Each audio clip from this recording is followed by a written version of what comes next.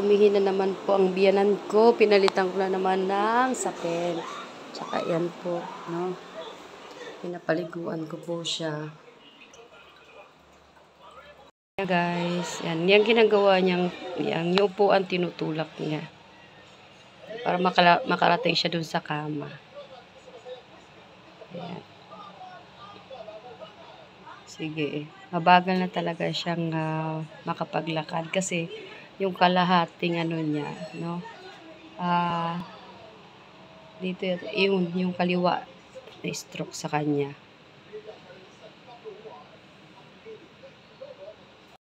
Ayan, tapos na siya maligo guys. Ayan, yung ginagawa niya to, yan yung upuan, nilalagay ko siya dito guys, no, para makapitan niya, no, mahawakan at tinutulak na unti-unti.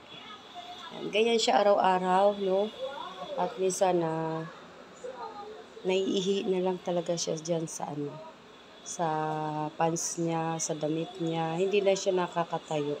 Pero nakakatayo siya para pumunta ng CR, para maligo. Pinapaliguan ko siya araw-araw kasi hindi mo siya paliguan guys. Nako, ang panghi. Sobra sakit sa ilong. Lalo-lalo na pag tumae siya guys sa pamper, sa kama.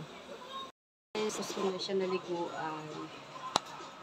Ganyan po kami araw-araw, no? Hinahayaan ko lang siya kasi para lumakas yung tuhod niya.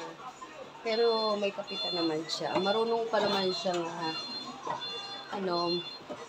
maglakad, pero nakakapit lang. Stroke yung isang kamay niya. Hindi na siya nakakadumi sa CR mismo, sa pampers na lang. Sa isang araw, 2 beses ko yung pinapalitan ng pampers bago matulog.